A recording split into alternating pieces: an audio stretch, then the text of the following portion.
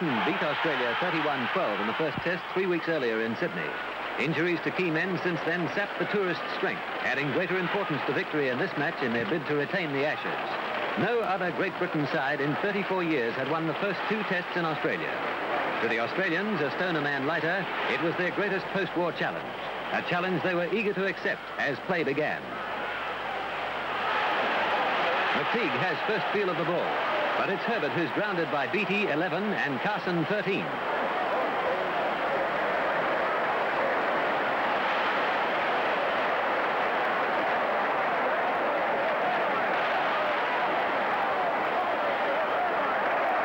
McTeague sets Britain moving, but Ashton is well tackled by Gasnier after Fox handles.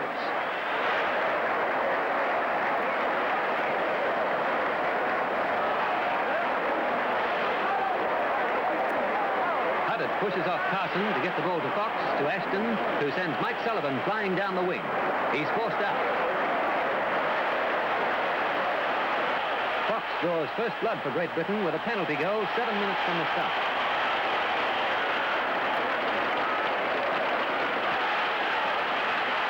Australia wins the scrum. Irvine gets the ball to Banks, but under pressure, can't hold it. Barnes, 1, saves.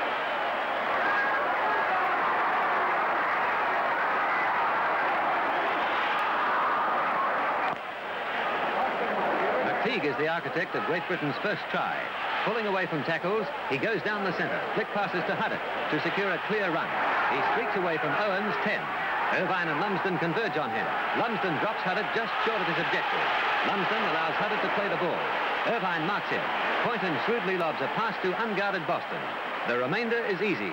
Fox's goal made the score. Great Britain 7, Australia 0 after 18 minutes.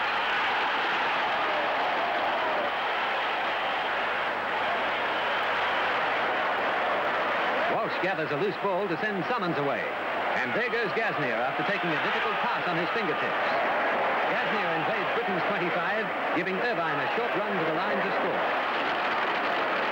We did manage to make a break, and Kenny Irvine, a very fast winger, positioned himself well, and I was able to give Kenny the ball, who went in for the try. Barnes missed the goal, and Britain led 7-3 after 25 minutes play.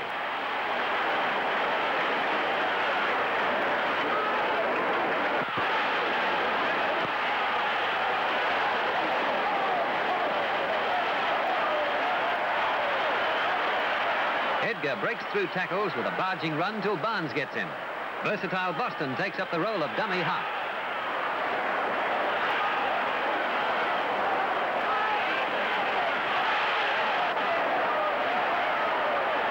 Huddart, although tackled, gets the ball to Gilfedder, to Murphy, again moving smartly.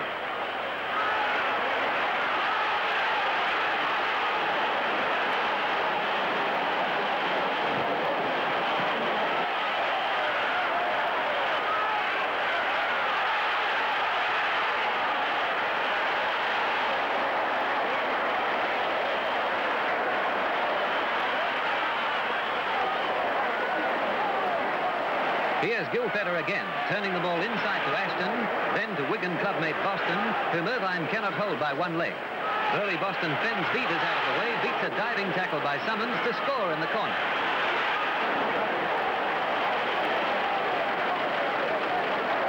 Fox misses this goal, and it's Great Britain 10, Australia 3 after 34 minutes play. Wiley McTeague has found a new way to get the ball from the scrum. It works too, but only when the referee's on the other side of the pack. Huddart is away again, but this time Summons, 7, and Barnes combined to ground the great second rower near Australia's 25.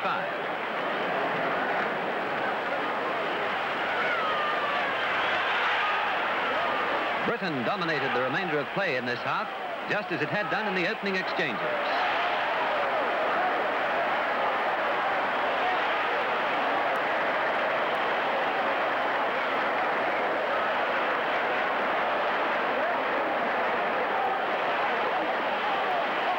But there were signs of a rejuvenated Australian 13 early in the second half. Barnes made a spectacular burst and dropped the ball to Lumsden. Lumsden, however, could not get it back to Barnes when the Australian captain had a chance to become the first fullback to score a try in an Anglo-Australian test. Beavers tries hard to get through, but the defence holds.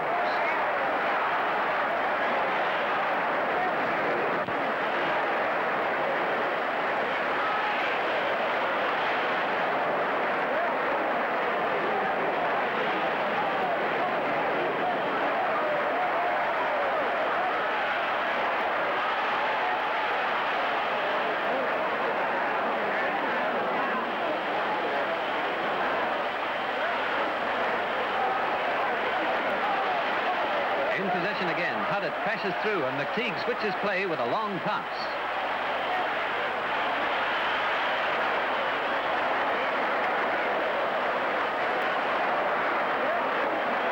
Fox and Sullivan momentarily look dangerous.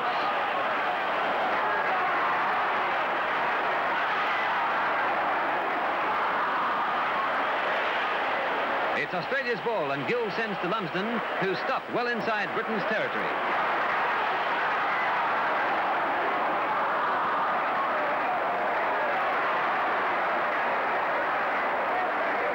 Herbert dumps Beavers, but referee Casey penalises him, giving Barnes an easy goal kick to make the score Great Britain 10, Australia 5. 4 minutes have gone.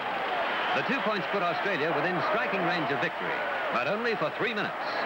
Summons made another penetrating dash.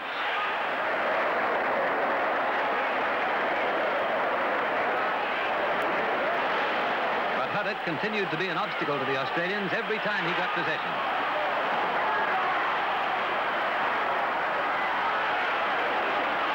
The highlight of the match was this spectacular save by Barnes when 16-stone winger Boston disproved some expert opinion that he couldn't run fast for more than 20 yards. Boston didn't score, but the try was only delayed a minute. Britain won the scrum, and Murphy, dummying Smith and Banks, ran over without a hand being placed on it. It's 13-5 now, with an easy conversion coming up for left footer Neil Fox, who makes the score 15-5 after 7 minutes.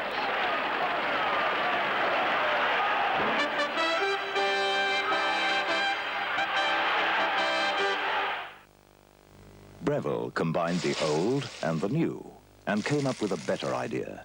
The Country Kitchen, the world's first cast-iron electric fry pan, with such controllable and even heat that it can seal in the juices of a steak, simmer a casserole, roast a chicken, or even poach fruit. And it's so easy to wash or wipe clean. The Breville Country Kitchen, a kind of old-fashioned new idea. Breville, better ideas sooner. You know, when I was a little girl, I just couldn't wait to get my first bra. And at 16, I waited and waited for Greg Collins.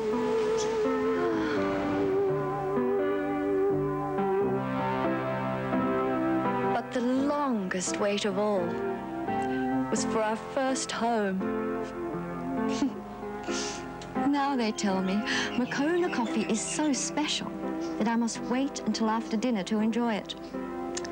Well, this is one pleasure in life I am not going to wait for. Moccona, the after-dinner coffee, if you can wait that long. When you're with St. George, you certainly know who your friends are. In fact, the whole feeling's marvellous. You can earn up to 13% per annum. I mean, interest rates start at 8%. On savings accounts you can open with as little as $1 and withdraw from instantly. Why would you bother with people who offer less? And services you might expect to pay for, with St. George, they're free. Thank you, Julie. Thank you. I'll say St. George has got it. If I depended on Holden Gemini for a living, I reckon I'd go broke. Plenty of them. Top seller, in fact. But all I ever seem to need is normal service. Like this one. No repairs, and no for me.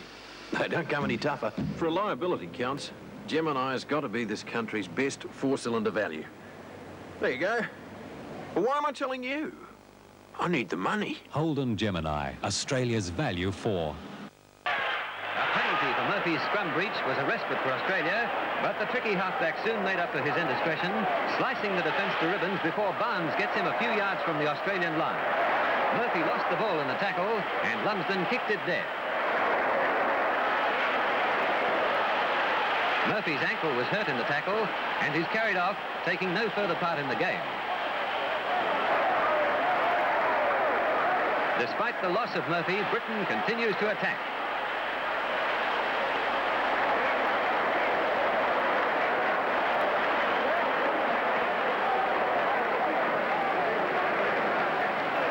Ashton snaps a field goal to make the score Great Britain 17, Australia 5, with 20 minutes still left for play.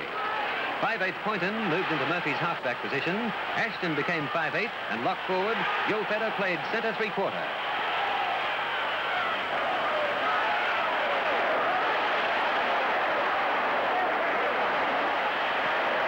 Australia edges downfield in the face of heavy tackling.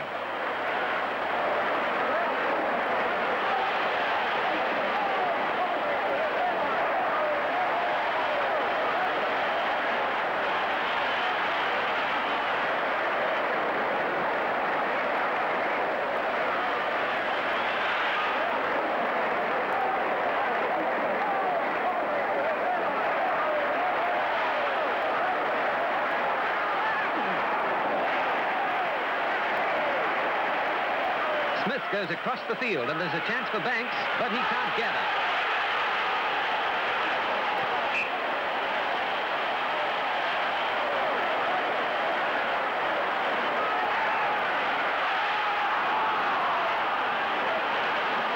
Gasnier, who hurt his back in the first half, cannot take the ball cleanly. Poynton brilliantly juggles the ball, dodging Lumsden. Menaced by Gasnier, he flicks the ball to Sullivan, who loses possession over the line. The referee rules no try.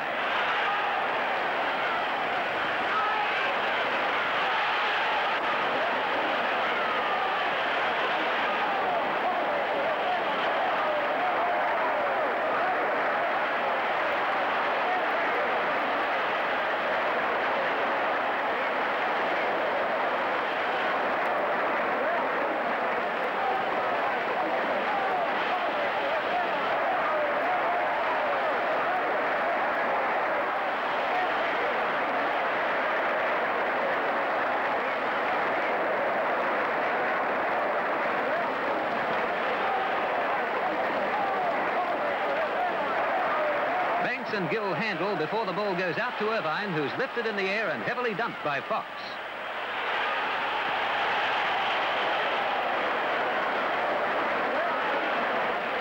Gasnier twists and turns but cannot get through.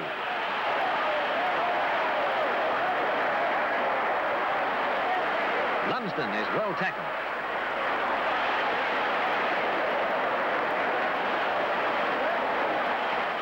In the closing minutes of play, Summons spears from a ruck in a brilliant solo effort and dives over for a try close to the goalposts.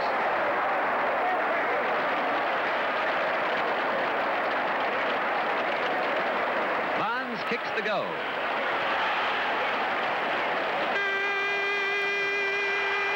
But it's all over.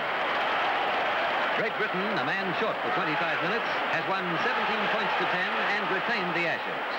The excited Englishmen congratulate each other, then shake hands with their weary, disappointed opponents.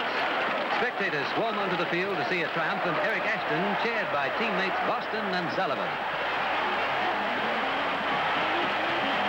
Well, there it is, another win to Great Britain, 17-10 in front of 35,000 fans who paid £18,000 to see the second test. Great Britain wraps up the series 2-0, and after a break we'll be back to show you that third test in Sydney where they tried to make history to win 3-love.